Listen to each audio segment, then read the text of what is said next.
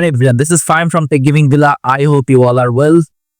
Today I'm going to talk about the RTX 5080, 5090 and AMD Radeon RX 7900 XTX benchmark. GeForce RTX 5080 is NVIDIA's new $1,000 GPU offering, coming in at half the price of the RTX 5090 with unsurprisingly half the specifications. You get half the cores, half the memory bus, half the VRAM and almost half the memory bandwidth. NVIDIA has created a massive gap between the 5080 and 5090, clearly aiming to upsell gamers on the much faster and far more expensive RTX 5090 for those who can afford one. Additionally, this approach leaves them plenty of room to release more costly GeForce 50 series cards within the next 12 months, addressing the obvious VRAM limitations present in much of the Blackwell lineup, so that's fun. In terms of specifications, the RTX 5080 is only minor upgrade over the RTX 4080 Super, which it is set to replace. The RTX 5080 features just 5% more cores, clocked a mere 3% higher. The only meaningful upgrade is the shift to GDDR7 memory, which on the same 256-bit wide memory bus boosts bandwidth by 30%. The credit should go to its 30 GB per second memory speed.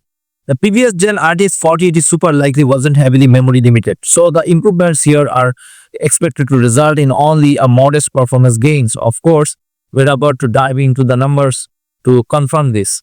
Before diving into the blue bar graphs, let's take a look at how NVIDIA's Founders Edition version of RTX 5080 handles thermal compared to RTX 4080 Founder Edition. For this test, this is the game Last of Us Part 1 running at 4K with maxed out setting. After an hour of load inside an enclosed ATX case, the RTX 50 reached a peak GPU temperature of 63 degrees Celsius. Remarkable given how quiet and compact this graphics card is. The fan speed peaked at 1400 RPM and was virtually inaudible over our already very quiet case fans.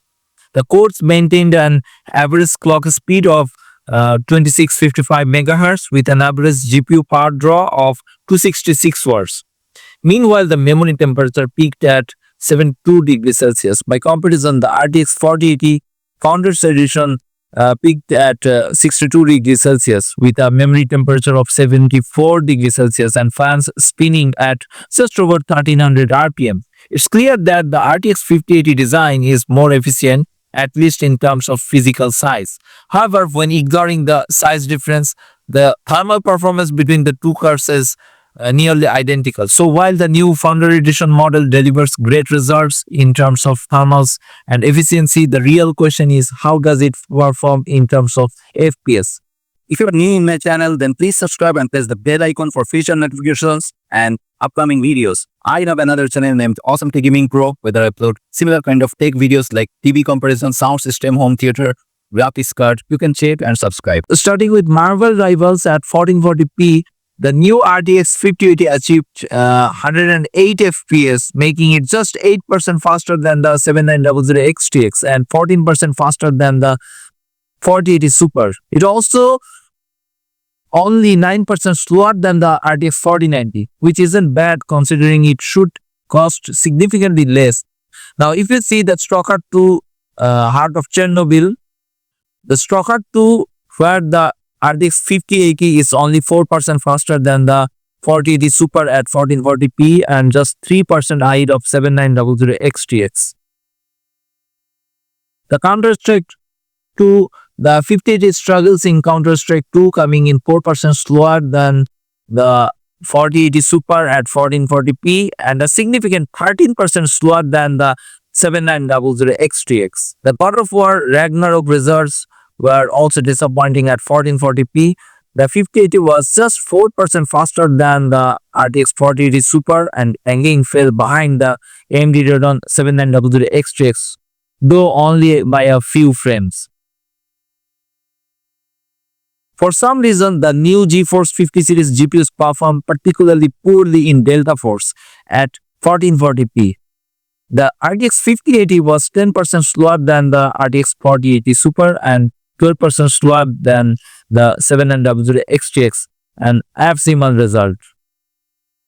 The Space Marine 2 results are better, but still the RTX 5080 was only 6% faster than the 4080 Super at 1440p and 18% faster than the 7900 XTX.